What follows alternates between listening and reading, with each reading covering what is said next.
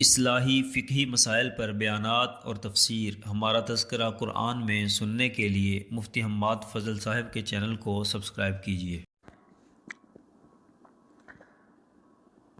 بسم اللہ الرحمن الرحیم۔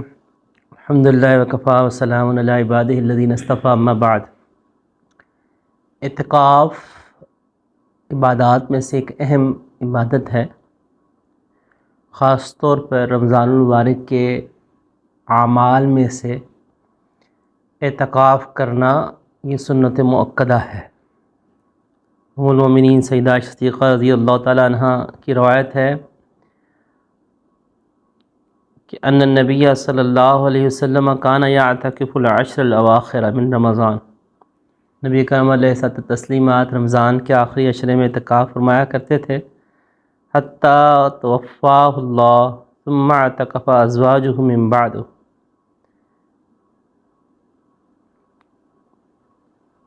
تو آپ علیہ الصلوۃ والسلام ہر سال اعتکاف فرمایا کرتے تھے، یہاں تک کہ اللہ جل شانہ نے آپ علیہ الصلوۃ والسلام کو اپنے پاس بلا لیا، اور پھر آپ علیہ الصلوۃ والسلام کی ازواج مطہرات امہات المومنین اعتکاف فرمایا کرتے تھے آپ علیہ الصلوۃ والسلام کے بعد۔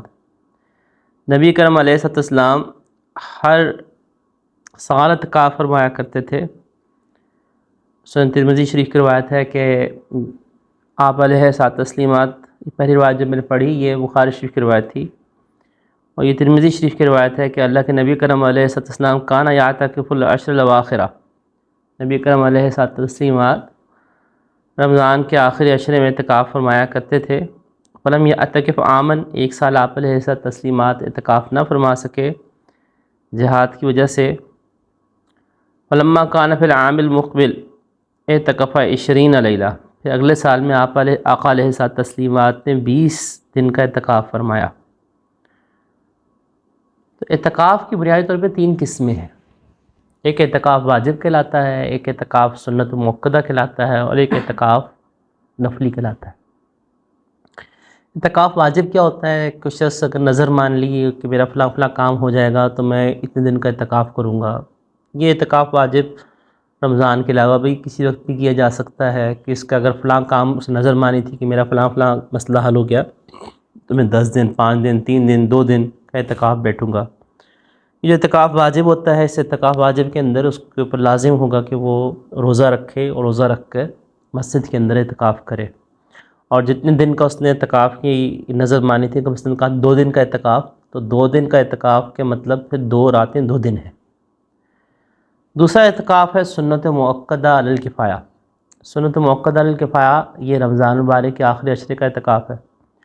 اس کا مطلب کیا ہوتا ہے؟ اس کا مطلب یہ ہے کہ رمضان کے آخری عشرے کا اعتکاف کیا جائے، اور پورے 10 دن یعنی آخری عشرے پورے کا اعتکاف کیا جائے۔ اگر 29 کا چاند نظر آ جائے تب بھی اللہ کی طرف سے پورے عشرے کا ثواب ملتا ہے، 30 پورے تب بھی ثواب اسی طرح ملتا ہے۔ تو گویا کہ اللہ جل شانہ اگر 29 کو چاند نظر آ جاتا ہے تو اللہ جل شانہ اپنے فضل سے اجر عطا فرما دیتے ہیں۔ اعتکاف کرنے کا مقصد کیا ہے؟ اعتکاف کیوں کیا جاتا ہے؟ اعتکاف کرنا ظاہری بات ہے، ایک تو سنت مؤکدہ، اور نفلی اعتکاف جو ہے وہ کسی بھی وقت کا ہو سکتا ہے، ایک لمحے کا بھی ہو سکتا ہے، گھنٹے کا بھی ہو سکتا ہے۔ کوئی شخص مسجد میں جاتا ہے، نفلی اعتکاف کی نیت کر لیتا ہے، تو جتنی دیر تک مسجد میں رہے گا اس کو اعتکاف کا ثواب ملتا رہے گا۔ اب جو سنت مؤکدہ ہے اعتکاف ہے، اس کے بہت سارے فضائل ہیں، اور اسی طرح سے اعتکاف کے بھی بہت سارے فضائل حدیث مبارکہ کے اندر موجود ہیں۔ حدیث مبارکہ میں ہے کہ جو شخص اللہ کی رضا کے لیے 1 دن کا اعتکاف کرے گا، اللہ اس کے اور جہنم کے درمیان 3 خندقوں کو آڑ بنا دیں گے، جس کی مسافت آسمان اور زمین کی درمیانی مسافت سے زیادہ چوڑی ہے۔ اسی طرح سے ایک اور روایت کے اندر شعب الایمان کی روایت ہے کہ جو شخص رمضان میں 10 روز کا اعتکاف کرے تو اس کا یہ عمل 2 حج اور 2 عمروں جیسا ہوگا۔ روایت سندن ذرا ضعیف ہے، لیکن بہرحال فضائل کے اندر قابل تحمل ہے۔ اللہ جل شانہ نے جو اعتکاف کرنے والا کے حوالے سے اور دیگر اور بھی بہت سارے فضائل ہیں، سب سے افضل ترین اعتکاف کرنے کی جو جگہ ہے وہ تو مسجد حرام ہے، بیت اللہ، اس کے بعد مسجد نبوی شریف، پھر اس کے بعد مسجد اقصیٰ، اور اس کے بعد شہر کی جو جامع مسجد ہوتی ہے اس میں اعتکاف کرنا بنسبت شہر کی دیگر مساجد سے اس میں تفاوت ایک درجے کا آ جاتا ہے۔ لیکن اس کا یہ مطلب نہیں کہ سب لوگ بڑی مسجد کی طرف چلے جائیں، کیونکہ اعتکاف سنت موقدہ الکفایہ ہے۔ اگر بستی میں سے اس مسجد کے اندر کوئی بھی اعتکاف نہیں بیٹھا اور اس بستی کی مسجد ایک ہے، تو وہ کوئی بھی اگر اعتکاف نہیں بیٹھا تو سب لوگ گناہ گار ہوں گے سنت موقدہ کے ترک کے۔ تو بستی میں سے کم از کم کوئی ایک شخص ضرور بیٹھے مسجد کے اندر۔ خواتین کا جو اعتکاف کرنا ہے وہ مسجد میں نہیں ہے، بلکہ خواتین کا اعتکاف کرنا وہ اپنے گھر کے اندر ہے۔ میں خواتین کے اعتکاف کے مسائل کی وہ بھی تفصیل سے بھی گفتگو عرض کرتا ہوں۔ پہلے تو معتکف جو اعتکاف کرتا ہے اس کے موٹے موٹے مسائل ذرا کہ اجمالاً عرض کرتا چلوں۔ دیکھیں، معتکف جو ہوتا ہے وہ مسجد سے جب اعتکاف کرتا ہے تو اس کو مسجد کی جو شرعی حدود ہے، سب سے پہلے تو اس کو جا کے یہ دیکھنا چاہیے کہ مسجد کی شرعی حدود کیا ہے۔ ہمارے ہاں عوام الناس جو ہوتے ہیں نا، وہ مسجد سارے ایریوں کو سمجھ رہے ہوتے ہیں، حتیٰ کہ کئی لوگ ایسے ہوتے ہیں کہ جو مسجد کے باہر گراؤنڈس بھی ہوتے ہیں اس کو بھی مسجد سمجھ رہے ہوتے ہیں، جہاں پہ لوگ جوتے لے کر آ رہے ہوتے ہیں۔ مسجد کے جو باہر کے وہ گراؤنڈس جہاں لوگ جوتے لے کے چل پھر رہے ہیں وہ مسجد کی شرعی حدود میں شامل نہیں ہوتے۔ ہر مسجد کی ایک شرعی حدود ہوتی ہے۔ تو سب سے پہلے جو بھی اعتکاف کرنے والے ہیں ان کو یہ چاہیے کہ وہ اس مسجد کی شرعی حدود کو جا کر دریافت کریں انتظامیہ سے کہ مسجد کی شرعی حدود کہاں کہاں ہے۔ مثلا دیکھیں، وضو خانہ مسجد کی شرعی حدود سے باہر ہوتا ہے، بیت الخلاء مسجد کی شرعی حدود سے باہر ہوتے ہیں۔ جہاں عام طور پہ ہمارے پاکستان برصغیر پاک و ہند کے اندر جہاں جوتے لے کر چل رہے ہوتے ہیں وہ مسجد کی حدود سے باہری جگہ ہوتی ہے۔ محراب مسجد کے اندر داخل ہے یا نہیں ہے، یہ منحصر اس بات کے اوپر ہے کہ مسجد کی انتظامیہ نے مسجد بناتے وقت نیت کیا کی تھی۔ ہو سکتا ہے انہوں نے نیت شامل کرنے کی ہو، اور یہ بھی ہو سکتا ہے کہ نہ کی ہو۔ اکثر جگہوں میں محراب مسجد سے باہر ہوتا ہے، لیکن کئی جگہ ایسی بھی ہوتی ہیں کہ محراب کو باقاعدہ مسجد میں شامل کیا گیا ہوتا ہے۔ تو یہ منحصر ہے کہ جب مسجد کے انتظامیہ جنہوں نے مسجد تعمیر کی تو متولی سے پوچھا جائے کہ جی محراب مسجد کی حدود میں شامل ہے یا نہیں۔ اگر مسجد کی حدود سے باہر ہے تو وہاں پہ بھی آپ نہیں جا سکتے۔ اب معتکف کن وجوہات کی بنا پہ جا سکتا ہے اور کن وجوہات کی بنا پہ نہیں جا سکتا،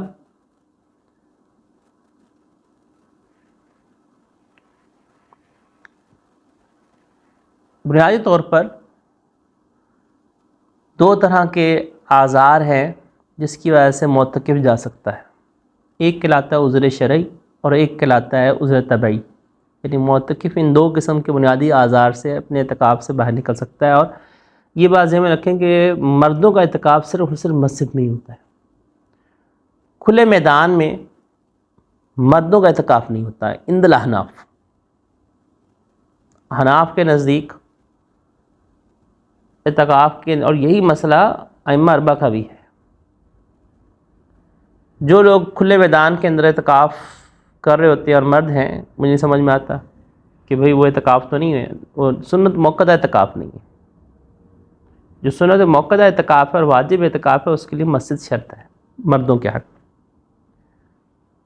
عورتیں جب اعتکاف کریں گی تو عورتیں اپنے گھروں کے اندر اس جگہ پہ اعتکاف کریں گی کہ جو گھروں کے اندر نماز کے لیے جگہ مختص ہے، وہ ان کی مسجد ہے، گھر کی مسجد۔ گھر کی مسجد سے مراد یہ ہوتا ہے کہ وہ جگہ جو گھر کے اندر نماز پڑھنے کے لیے مختص کی گئی ہوئی ہے کہ سب لوگ وہاں جا کے نماز پڑھتے ہیں، وہاں پہ خاتون اعتکاف کرے گی، وہ اس کے لیے مسجد کی حیثیت رکھ جاتی ہے۔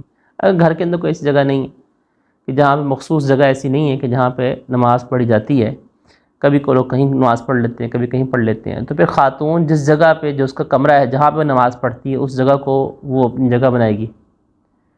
پورا کمرہ اعتکاف کی جگہ خواتین کے لیے اس طرح سے نہیں بنے گا، کیونکہ جو جگہ نماز پڑھنے کی ہے کہ جس جگہ پہ خاتون نماز پڑھتی ہیں وہ جگہ، اور اس کے ساتھ بستر کی جگہ، بستر اگر کمرے میں پہلے بچھا ہوا ہے تو بستر کو اس کے ساتھ شامل کر لیں، اور جس جگہ پہ نماز پڑھتی ہیں اگر بستر دور ہے، فاصلے پہ ہے، نماز پڑھنے کی جگہ کمرے کے اندر دور ہے، تو اس نماز پڑھنے کی جگہ جہاں پہ کمرے کے اندر خاتون نماز پڑھتی ہے تو اس کے ساتھ متصل ایک بستر کی جگہ کہ جہاں پہ وہ آسانی کے ساتھ بستر بچھا کے سو سکے، اور برتن رکھنے کی جگہ یعنی اتنی ایک محتاط جگہ کہ جس میں آسانی کے ساتھ نماز پڑھی جا سکے، بستر بچھایا جا سکے اور کھانے پینا کر سکے، اتنی جگہ مختص کر لی جائے گی اور اس پہ چادر لگا لی جائے۔ چادریں کا جو لگانا ہے یہ مستحب عمل ہے، سنت سے ثابت ہے، احادیث مبارکہ ثابت ہے، اور اس کی جو وجہ ہوتی ہے وہ تخلیہ پیدا کرنا ہوتا ہے کہ بالکل یکسو ہو کر تبتل پیدا کرنا، جو اللہ نے کہا وَاذْكُرِ اسْمَ رَبِّكَ وَتَبَتَّلْ إِلَيْهِ تَبْتِيلًا، اپنے رب کو یاد کریں، سب سے ہٹ کٹ کے اللہ کی طرف متوجہ ہو جائیں، کیونکہ اعتکاف کی جو اصل ہے وہ اللہ کے در پہ پڑے ہونا ہے کہ اللہ میں آپ کے در پہ آ گیا ہوں آپ کی محبت کو پانے کے لیے، آپ کی ذات کو پانے کے لیے، آپ کے رحمت کو لینے کے لیے میں آپ کے در پہ آ گیا ہوں۔ تو اعتکاف کرنے والے کو اس کیفیت کے ساتھ کہ میں اللہ کے در میں پڑا ہوں، اللہ آپ کی رحمت کو لے کر ہی جاؤں گا۔ ہمارے ہاں سوشل میڈیا جب سے آیا ہے اس سے جہاں پہ اور کئی چیزوں کی عبادات کی روح کو اس نے خراب کیا، خاص طور پر حرمین شریفین میں بھی، جیسے لوگوں کو سیلفیوں کی پڑی ہوتی ہے طواف کرتے وقت، اور روزہ اقدس بھی جا رہے ہیں تو سیلفیوں کے چکر میں سارا ایسی جگہ کہ جہاں پہ اونچی آواز سے بات کرنا بھی بے ادبی ہے، وہاں پہ رنگ ٹونز چل رہی ہیں، وہاں پہ یعنی حرم کا تقدس کا خیال نہ رکھنا، یہ بہت غلط بات ہے۔ تو مساجد کے اندر اعتکاف کے اندر بھی یہ معاملہ شروع ہو گیا ہوا۔ اب لڑکے بیٹھے ہوئے اعتکاف میں اور سوشل میڈیا پہ لگے ہوئے، بیٹھے ہوئے اعتکاف میں اور موبائل پہ گیمیں کھیل رہے ہیں، بیٹھے ہوئے اعتکاف میں اور لیپ ٹاپ پہ ڈرامے دیکھے جا رہے ہیں۔ یہ کوئی میں سنی سنائی بات نہیں کر رہا، یہ ہماری ڈیفنس کی مسجد کے اندر سے واقعہ ہے کہ نوجوان بیٹھے ہوئے تھے اور لیپ ٹاپ پہ فلمیں دیکھ رہے تھے، ٹائم پاس کر رہے۔ بھئی آپ کو کس نے کہا ہے کہ آپ اعتکاف بیٹھے؟ آپ نے فلمیں دیکھنی ہیں؟ دیکھیں اس چیز کی ہم حوصلہ افزائی یقیناً ہم کرتے ہیں کہ یہ نوجوان جو مسجد میں آ کے اعتکاف بیٹھنے کے لیے آیا ہے، یہ قیمتی نوجوان ہے، باہر کے ماحول سے نکل کے مسجد میں بیٹھنے کے لیے آیا ہے، اس لحاظ سے بڑا قیمتی، اس کی ہم قدر کرتے ہیں۔ لیکن اس بچے کو، اس نوجوان کو بھی یہ سوچنا چاہیے کہ بھئی تم اللہ کے گھر میں بیٹھے ہو، عبادت کرنے کے لیے آئے ہو۔ اچھا تم عبادت نہیں ہو رہی تو آپ مطالعہ کر لیں دینی کتابوں کا، تفسیر کا مطالعہ کر لیں، سیرت کا مطالعہ کر لیں، اپنے اوقات کو تقسیم کر لیں، کچھ وقت آپ کوئی اچھی دینی کتاب جو مستند ہو، سیرت کو پڑھیں، تفسیر کو پڑھیں، معارف الحدیث پڑھ لیں، عوام الناس کی لکھی گئی ہے، یعنی وہ کتابیں جو عوام الناس کے لیے لکھی گئی ہیں، آسان فہم ہیں، ان کو مطالعہ کر لیں۔ اگر آپ سے بہت زیادہ تلاوت اور عبادت نہیں ہو پا رہی تو اپنے وقت کو اس طرح سے مشغول کر لیں، اور اگر آپ سے اتنا وقت نہیں بیٹھا جا رہا، آپ کو مشکل لگتا ہے، تو بھئی آپ 10 دن کا اعتکاف نہ کریں، آپ جتنا آپ آسانی سے نفلی اعتکاف کر سکتے ہیں وہ کر لیں، لیکن خدا را یہ کام نہ کریں کہ مسجد میں بیٹھ کے آپ موبائل پہ ڈرامے دیکھ رہے ہیں، موبائل پہ آپ فلمیں دیکھ رہے ہیں، موبائل کے اوپر گیم کھیل رہے ہیں۔ مسجد میں بیٹھ کے موبائل گیم کھیلنے کیا تک ہے؟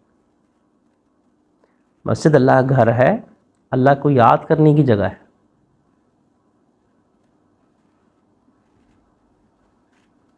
مجھے تو سچی بات ہے کہ بہت دکھ اور افسوس ہوتا ہے ان لوگوں کو بھی دیکھ کے کہ جو مسجد نبوی شریف میں بیٹھ کے موبائل میں بیٹھے ہوئے، مسجد نبوی شریف میں بیٹھے ہوئے اور سوشل میڈیا پہ پوسٹ دیکھ رہے ہیں۔ بھئی یہ مسجد نبوی شریف کیا اس کے پوسٹ دیکھنے کی جگہ تھی؟ اتنی دور سے آپ سفر کر کے آئے ہیں، پیسے خرچ کر کے آئے ہیں، یہ کام تو اپنے علاقے میں جا کر سکتے تھے آپ۔ مسجد میں جو آئے تو عبادت کے لیے آئے، اللہ کو یاد کرنے کے لیے آئے، دین کے کام میں لگیں، عبادت میں لگیں، ذکر اذکار میں لگیں، اپنے وقت کو قیمتی بنائیں۔ تو معتکف جو ہوتا ہے وہ دو بنیادی وجوہات سے، ایک عذر شرعی اور ایک عذر طبعی۔ عذر طبعی کے اندر کیا کیا چیزیں آتی ہیں؟ کھانا پینا، پیشاب پاخانہ، یہ عذر طبعی میں آتا ہے۔ اس کے لیے معتکف باہر جا سکتا ہے اپنی مسجد سے۔ خاتون اسی طرح سے جو حدود مقرر کر دی ہے نماز پڑھنے کے لیے، جو اس کی نماز پڑھنے کی کمرے میں جگہ تھی اور اس کے ساتھ اس نے ایک بستر کی جگہ اپنا لگا کے اور یعنی جس میں وہ کھانا پینا بھی کر سکے، اس نے پردہ لگا لیا، وہ جگہ اس کی ایک اعتکاف کی جگہ ہے، اس سے باہر جو ہے اس نے عذر شرعی کے بغیر یا عذر طبعی کے بغیر نہیں جانا، اسی میں رہنا ہے۔ تو کھانے پینے کے لیے کوئی انتظام کرنے والا ہے تو ٹھیک، کھانا پینا معتکف کو دے دے۔ اگر کسی شخص کا کھانے پینے کا اعتکاف انتظام کرنے والا نہیں ہے، اس شخص معتکف کے لیے جائز ہے کہ وہ باہر سے جا کے کھانا کھائے اور کھانا کھا کر آ جائے۔ سمجھے کہ کوئی خاتون اعتکاف بیٹھی ہیں اور گھر میں کوئی شخص ایسا نہیں ہے جو ان کو کھانا دے سکے، بازار سے لا کے دے سکتا ہے، یا نہیں کھانا دینے والا کوئی، خاتون بالفرض جیسے اکیلی ہے، بچے ہیں، چھوٹے بچے ہیں، تو خاتون اعتکاف بیٹھ سکتی ہیں، لیکن پھر ان کو کیا کرنا پڑے گا کہ کھانا پکانے کے لیے وہ اعتکاف کوئی انتظام نہیں ہے تو اپنا کھانا پکانا پڑ رہا ہے، تو اس کے لیے بھی باہر نکلنا ہی اسے طبعی نہیں جائے گا۔ مسجد نبوی شریف میں اور مسجد حرام کے اندر کھانے کی اجازت نہیں ہوتی، وہاں پہ جتنے بھی معتکفین بیٹھتے ہیں وہ کھانا کھانے کے لیے باہر ہی جاتے ہیں، وہاں انہوں نے قانون بنایا ہوا ہے۔ بالفرض پاکستان میں بھی کوئی مسجد ایسی ہے کہ جہاں پہ اس قسم کے انتظامیہ میں قانون لگا ہوا ہے کہ جی یہاں پہ کوئی کھانا نہیں کھائے گا، سب باہر جائے کھانا کھا کے آئے گے، تو معتکفین کو باہر جانا پڑے گا اور اس کی وجہ سے اعتکاف نہیں ٹوٹے گا۔ پھر کھانا کھائیں اور کھانا کھا کر واپس آ جائیں، بس غیر ضروری وہاں پہ باہر بالکل ایک لمحے کے لیے بھی نہیں رکنا۔ اسی طرح سے عذر طبعی کے اندر دوسری چیز جو ہے وہ پیشاب پاخانہ ہے۔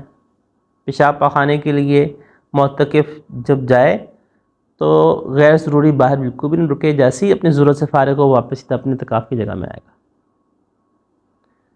حتیٰ کہ ایک لمحہ کے لیے بھی اگر غیر ضروری رکا رہا ہے تو اس سے اعتکاف کو نقصان پہنچے گا۔ بغیر کسی ضرورت کے ایسی باہر کھڑا ہوا ہے یا اعتکاف سے، کیونکہ امام حنیفہ رحمۃ اللہ علیہ کے نزدیک اگر معتکف اپنے اعتکاف کی جگہ سے ایک لمحے کے لیے بھی باہر چلا جائے اور بغیر کسی وجہ کے باہر چلا جائے تو اعتکاف ٹوٹ جاتا ہے۔ اس لیے جیسی ضرورت سے فارغ ہو تو سیدھا اپنا واپس جائے۔ اب یہ بھی نہیں کہ دوڑتے دوڑتے جائے، بس جو عام روٹین کے ساتھ انسان چلتا ہوا جا رہا ہوتا ہے نا اس کے مطابق چل کے جائے۔ بعض اوقات ایسا ہوتا ہے کہ مسجدوں کے اندر جب اعتکاف کر رہے ہوتے ہیں تو بیت الخلاء جیسے رش بہت ہے، لائن لگی ہوئی ہے، تو وہاں بیت الخلاء کے باہر کھڑے ہو کر اگر اندر چلا جائے واپس مسجد میں آ جائے باری نہیں آئے گی، تو وہ جو کھڑے ہو کے انتظار کرنا ہے اس سے اعتکاف کو کوئی فرق نہیں پڑتا۔ غسل کرنے کے لیے معتکف باہر نہیں جا سکتا۔ اگر معتکف غسل کرنے کے لیے باہر جائے گا، ہاں فرض غسل کرنے کے لیے جو عذر شرعی کے اندر ابھی اس طرف آنا تھا میں نے، کہ جو عذر شرعی ہیں ان سے معتکف کا نکلنا وہ درست ہے۔ اور عذر شرعی کے اندر کیا کیا آتی ہیں چیزیں؟ عذر شرعی کے اندر وضو کرنے کے لیے جا سکتا ہے، اگر فرض غسل ہو گیا ہے تو اس کے لیے معتکف باہر جا سکتا ہے، اور فرض غسل کرے اور فوراً واپس آ جائے۔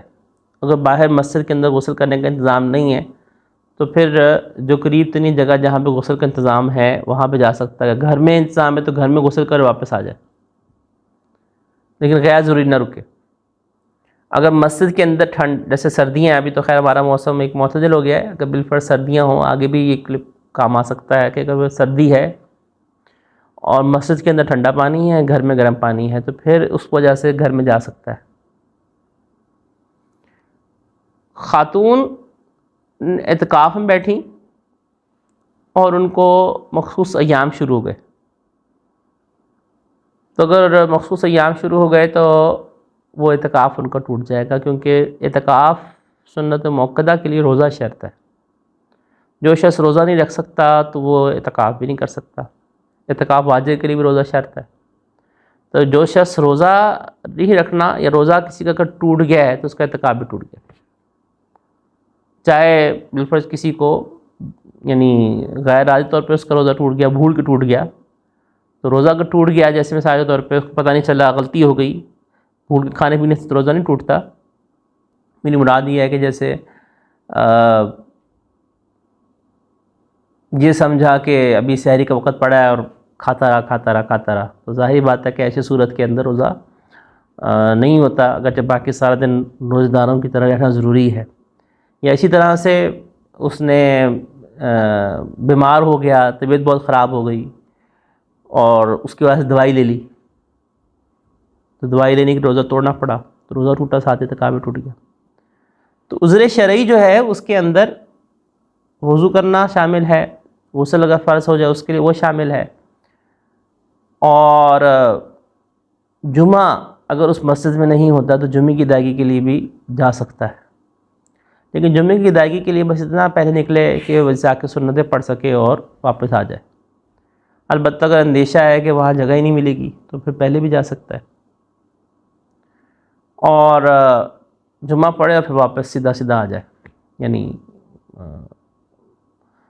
تو اسی طرح سے یہ تو عذر شرعی ہو گیا اور عذر طبعی ہو گیا. اب ان کے علاوہ کچھ وجوہات ایسی ہیں کہ جس کی وجہ سے لوگ بسا اوقات مسجد سے نکل جاتے ہیں، تو وہ نکلنا درست نہیں. مثلا ہاتھ دھونے ہیں، ہاتھ دھونے کے لیے مسجد سے باہر نہیں نکلیں گے آپ، ٹیشو پیپر سے ہاتھ صاف کیے جا سکتے ہیں، یا مسجد میں کوئی ہاتھ دھلوا دے. بعض مساجد نے بڑا اچھا انتظام کیا ہوتا ہے نا، بیسن کنارے پہ لگائے ہوتے ہیں، مسجد کے حدود کے اندر ہی بیسن لگائے ہوتے ہیں کہ کسی نے ہاتھ دھونے کلی کرنی ہے تو ان کے لیے آپ وضو خانے میں نہیں جائیں گے. صرف سگریٹ پینے کے لیے، سگریٹ پینا مکروہ تنزیہی ہے، نہیں پینا چاہیے، لیکن کسی نے سگریٹ پینا ہے اس کے لیے اعتکاف سے باہر نہیں جا سکتا، مسجد میں بھی نہیں پیے گا. کوئی شخص جو ہے وہ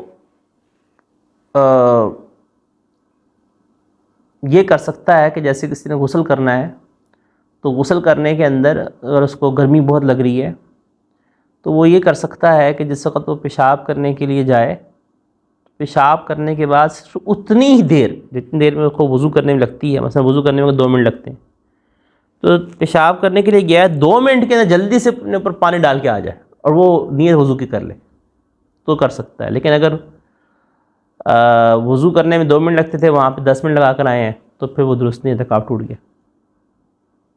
یعنی جتنی دیر وضو کرنے میں لگنی ہے اتنی دیر یوں کہ فٹافٹ پھرتی سے جائے اور شاور چلائے اور پانی ڈال کے باہر نکل آئے، پھر کر سکتا ہے. ہاں مسجد کے اندر اگر انتظام کوئی ہو جائے اس طرح سے کہ جو مائع مستعمل ہے، جو پانی ہے وہ مسجد کے اندر نہ گرے، مثلا کوئی بڑا ٹب ہے اس کو رکھ کے نہا لے، ڈول ڈال لے اپنے اوپر، تو یہ کر سکتا ہے.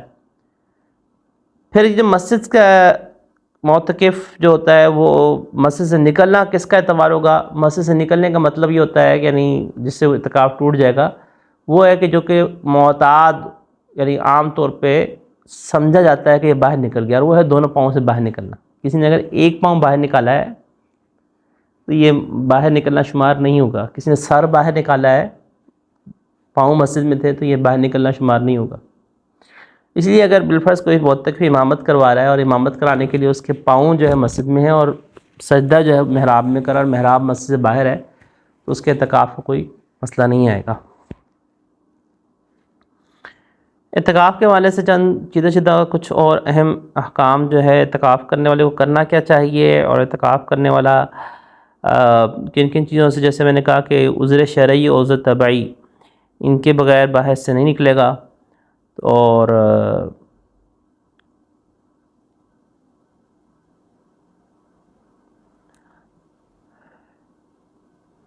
اگر مسجد کے شرعی حدود کے اندر وضو کرنے کا انتظام کیا گیا ہے اس طرح سے کہ جو پانی ہے وہ مسجد کے فرش پہ نہیں گر رہا اور مسجد کی بے ادبی نہیں ہو رہی، تو پھر معتکف کو ضروری ہوگا کہ وہ مسجد ہی کے اندر وضو کرے.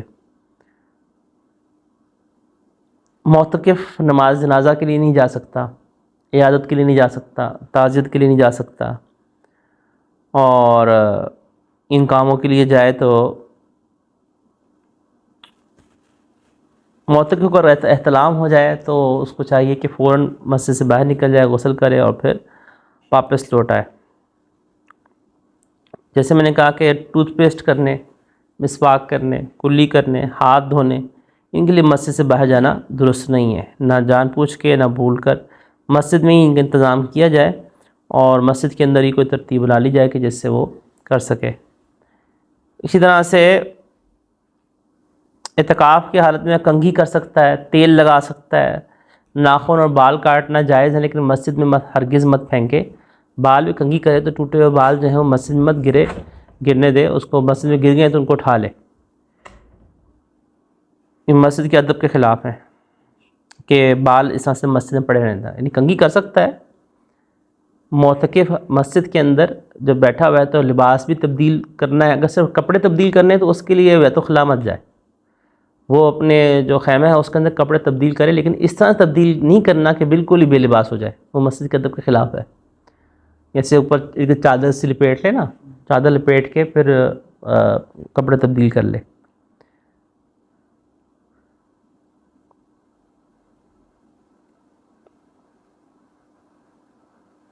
معتکف کے بدن پہ اگر کوئی نجاست ناپاکی لگ جائے تو وہ ناپاکی کو دھونے کے لیے، اگر مسجد میں کوئی انتظام نہیں ہے تو اس کو ناپاکی کو دھونے کے لیے وہ جا سکتا ہے. اسی طرح سے معتکف کے لیے اعتکاف کی حالت میں کھانا پینا سونا درست ہے. سونے کے درمیان میں معتکف سے ہوا جو خارج ہو جاتی ہے وہ معاف ہوتی ہے، ظاہری بات اس کے بغیر ممکن نہیں. اسے سونا تو ہے اور سونے میں ہوا تو خارج ہونی ہی ہے. ہاں اگر اس نے صرف ہوا خارج کرنی ہے تو اس کے لیے اگر وہ مسجد سے باہر جاتا ہے اور ہوا خارج کر کے باہر آ جاتا ہے تو وہ اس ہوا کو خارج کرنے کے لیے باہر جا سکتا ہے. کہ جیسے معتکف جو ہے وہ ہوا خارج کرنے کے لیے باہر گیا اور ہوا خارج کر کے باہر آ گیا تو یہ کر سکتا ہے، کیونکہ ظاہری بات ہے کہ ہوا کا خارج کرنا ایک بدبو والی باعث ہے اور وہ فرشتوں کے لیے بھی تکلیف دہ چیز بنے گی اور دوسروں کے لیے بھی تکلیف دہ چیز بنے گی.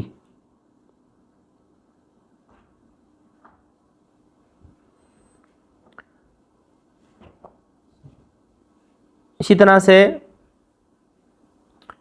معتکف کو یہ چاہیے کہ مسجد کے اندر دنیاوی باتیں ہرگز نہ کرے. اور بعض لوگ یہ سمجھتے ہیں کہ چپ رہنا کوئی بڑا ثواب کی بات ہے یا اچھی بات ہے. تو اعتکاف کے اندر چپ رہنا عبادت ہمارے ہاں بعض اوقات سے بڑا غلو ہے. وہ کپڑا ڈال لیتے ہیں، کپڑا ڈال کے نا یوں باہر نکلتے ہیں کہ جیسے جو ہے نا وہ کسی سے بات بھی کی تو یوں اشارہ کرتے ہیں کہ ہم نے بات نہیں کرنی. تو یہ بدعت ہے. ہاں گاؤں دیہاتوں میں نا بہت ہوتا ہے کہ وہ نا بالکل حرام سمجھتے ہیں کہ جی بولنا بالکل منع ہے. ایسی بات نہیں ہے. سادہ سے ضابطہ یہ ہے کہ محض چپ رہنا یہ کوئی عبادت نہیں ہے. البتہ فضول باتیں کرنے سے بہتر ہے کہ انسان چپ رہے. لیکن اعتکاف کے اندر چپ رہنا یہ کوئی لازم نہیں ہے، لیکن فضول باتیں مت کریں. فضول باتیں کرنے سے بہتر ہے کہ چپ رہیں، اور خیر کی بات کرنے سے بہتر ہے، یہ بہتر ہے چپ رہنے سے.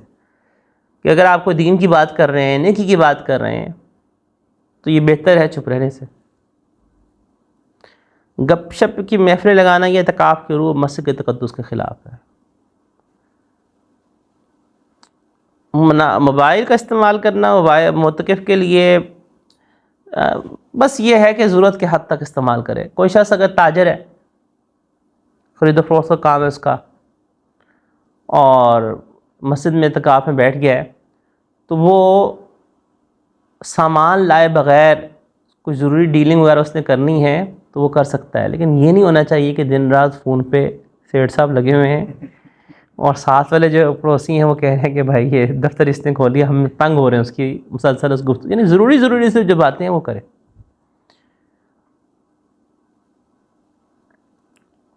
بعض صورتیں ایسی ہوتی ہیں کہ جن میں اعتکاف توڑنا اس کے لیے جائز ہو جاتا ہے. جیسے کوئی آدمی ایسا بیمار پڑ گیا کہ اس کے لیے اعتکاف برقرار رکھنا مشکل ہے اور اس کو علاج کے لیے جیسے ڈاکٹر کے پاس جانا ہے تو ڈاکٹر کے پاس لے کے جانا پڑا تو اعتکاف ٹوٹ جائے گا. کوئی قریبی شخص فوت ہو گیا ہے اور اس کا چہرہ دیکھنے کے لیے جنازے کی جانا پڑ رہا ہے تو اعتکاف ٹوٹ جائے گا. پھر اگر اعتکاف ٹوٹ جائے تو پھر اس کی قضا لازم آتی ہے. جو سنت موقدہ اعتکاف ہوتا ہے اس کی قضا، اور قضا میں تفصیل یہ ہے کہ اگر تو اعتکاف ٹوٹا ہے دن کے حصے میں، صبح صادق سے لے کر غروب آفتاب تک کے درمیان کے حصے میں اعتکاف ٹوٹا ہے نا، تو پھر قضا صرف دن ہی کی آئے گی. یہ رمضان کے بعد مثلا کسی شخص نے دوپہر 2 بجے اس سے اعتکاف ٹوٹ گیا تھا تو اب وہ کیا دن صبح صادق سے لے کر غروب آفتاب کے درمیان کا وقت ہے، تو اب یہ کیا کرے گا کہ یہ رمضان کے بعد 1 دن روزہ رکھے گا اور جس دن روزہ رکھے گا صبح صادق سے پہلے مسجد میں پہنچ جائے، صبح صادق سے پہلے مسجد میں پہنچ جائے، اور صبح صادق سے پہلے مسجد سے پہنچ کے پھر غروب آفتاب تک کا اعتکاف کرے گا، قضا کے طور پر نیت کرے گا کہ جو قضا روزہ تھا، قضا اعتکاف تھا وہ کر رہا ہوں۔ اور اگر رات کو اعتکاف ٹوٹا ہے، یعنی غروب آفتاب سے لے کر صبح صادق تک کے درمیان میں ٹوٹا ہے، تو پھر رات اور دن دونوں کی قضا کی جائے گی۔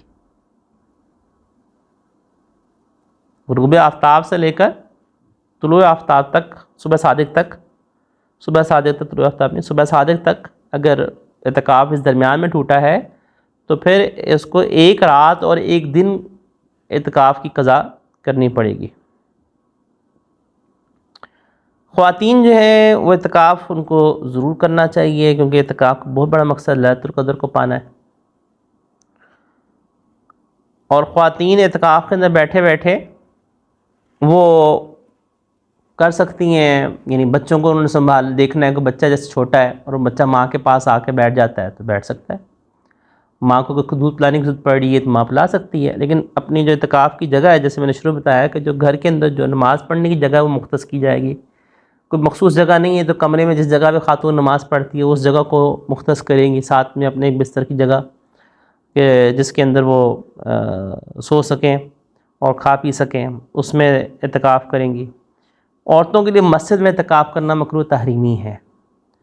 پھر عورتوں کے اعتکاف کے لیے شوہر سے اجازت لینا ضروری ہے، اگر شوہر اجازت نہیں دیتا تو پھر اعتکاف نہ کرے، شوہر کی اطاعت کرے۔ البتہ شوہر کو بھی بلا وجہ بیوی کو اعتکاف میں بیٹھنے سے روکنا نہیں چاہیے۔ شوہر بیوی کے پاس اعتکاف میں نہیں آ سکتا، نہ ازواجی تعلقات قائم کرنے اور نہ ہی بات چیت کرنے آ سکتا ہے، ملنے آ سکتا ہے، لیکن وہ کوئی ایسی بات چیت نہ کرے جو صرف میاں بیوی کر سکتے ہیں۔ معتکف اگر مجنون ہو جائے تو بھی اعتکاف ٹوٹ جائے گا۔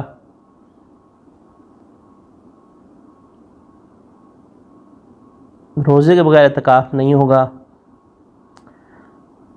اب اعتکاف کے اندر کرنا کیا چاہیے، یہ بھی ایک سوال آتا ہوتا ہے کہ اعتکاف کے اندر جو ہے وہ بیوی ملنے کے لیے آ سکتی ہے۔ ایک سوال یہ بھی ہے کہ عورت بیوی ملنے آ سکتی ہے اعتکاف کے اندر، لیکن پردے میں آئے، اور ضرورت کی جو بات ہے بچے ملنے کے لیے آ سکتے ہیں۔ تو معتکف کو اعتکاف کے اندر عبادت کیا کرے، یعنی کئی لوگ یہ بھی سوال کرتے ہیں کہ جی اعتکاف بیٹھ گئے ہیں تو پھر عبادت کیا کریں ہم۔ دیکھیں سب سے افضل ترین تو قرآن کریم کی تلاوت ہے۔ رمضان کا تعلق چونکہ خاص طور پر رمضان میں یعنی فرض نماز کی ادائیگی کے بعد اور نوافل نماز کی ادائیگی کے بعد سب سے افضل ترین جو ہے وہ کثرت تلاوت ہے۔ تو ایک تو تلاوت کی کثرت کرے، نمبر ایک درود شریف کی کثرت کرے، استغفار کی کثرت کرے، تیسرا کلمے کثرت سے پڑھے، لا الہ الا اللہ کی کثرت کرے، اور نوافل کے اندر اشراق کا اہتمام کرے، چاشت کا اہتمام کرے، اوابین کے 6 نفل ہیں ان کا اہتمام کرے، تہجد کا خاص اہتمام کرے۔ ہمارے ہاں شبینہ کی جو بدعت شروع ہوئی ہے اس میں بہت ساری قباحتیں ہیں۔ نمبر ایک تو شبینہ والے امام جو ہے وہ نفل پڑھ رہے ہوتا ہے اور پیچھے والے بھی نفل پڑھ رہے ہوتے ہیں، تو نوافل کی جماعت عند الاحناف مکروہ تحریمی ہے، جبکہ اس میں تداعی کا مطلب ہے لوگوں کو اکٹھا کیا جائے۔ ہاں بلا اکٹھا کیے، بغیر اکٹھا کیے، 2 یا 3 فرد، مثلا ایک بندہ آگے پڑا تھا اور پیچھے اس کے کوئی شخص جو ہے وہ کھڑا ہو گیا، تو وہ تداعی میں نہیں آتا، وہ مکروہ تحریمی میں نہیں آتا۔ تو 2 بندے تو کر سکتے ہیں، لیکن 3 یا اس سے زیادہ جو ہیں وہ نوافل کی جماعت میں تداعی کے ساتھ اکٹھا کرنا یہ مکروہ تحریمی ہے۔ اس لیے صلاۃ التسبیح کی جماعت جو خواتین کر رہی ہوتی ہیں یہ مکروہ تحریمی ہے۔ ویسے ہی عورتوں کا امامت کرنا مکروہ تحریمی، اوپر سے نوافل کی جماعت تداعی کے ساتھ وہ مکروہ تحریمی۔ مردوں کے ہاں بھی جو صلاۃ التسبیح کی جماعت کرائی جا رہی ہوتی ہے مکروہ تحریمی ہے۔ اپنے اپنے پڑھیں، نوافل میں اپنا اپنا اصل ہے، اور اعتکاف کے اندر بھی اصل اپنی عبادت ہے، اجتماعی عبادت نہیں ہے، انفرادی عبادت ہے۔ انفرادی عبادت کے اندر لگے، مطالعہ کرے کتابوں کا، جو کتابیں عوام الناس کے لیے لکھی گئی ہیں ان کا مطالعہ کرے، اردو کی تفاسیر کا مطالعہ کر لے، سیرت کی کتابوں کا مطالعہ کر لے، میں نے معارف الحدیث کہا، چند کتابوں کے نام لے دیتا ہوں. تفاسیر کون سی مطالعہ کریں؟ معارف القرآن پڑھ لیں، تفسیر ابن کثیر پڑھ لیں، انوار البیان مفتی عاشق اللہ ابن شہری صاحب رحمۃ اللہ علیہ کی ہے وہ پڑھ لیں.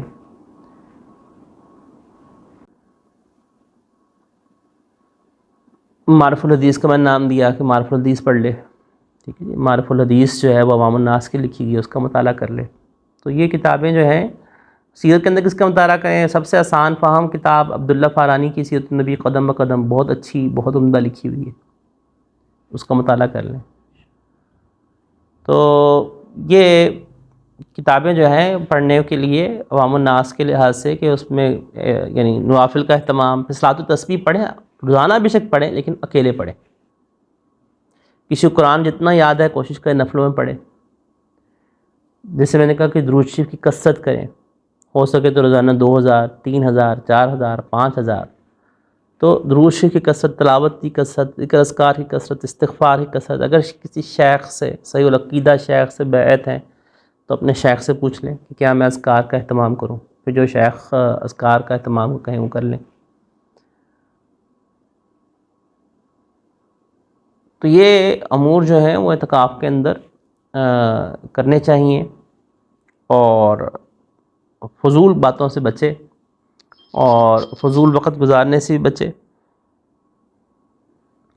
اللہ ہم سب کو عمل کرنے کی توفیق عطا فرمائے. شب برات اور لیلۃ القدر کے حوالے سے ہمارے ہاں ایک عام طور پہ غلط فہمی یہ پائی جاتی ہے کہ 27ویں کی رات کو صرف لیلۃ القدر سمجھتے ہیں. یہ غلط فہمی ہے، اقلاط العام میں سے ہے. حدیث مبارکہ میں 21ویں کے بارے میں بھی تذکرہ ہے، 23ویں کے بارے میں تذکرہ ہے، 25ویں کے بارے میں، 27ویں کے بارے میں، 29ویں کے بارے میں، اور سندن سب سے کبھی روایت جو ہے وہ 21ویں اور 23ویں والی ہے.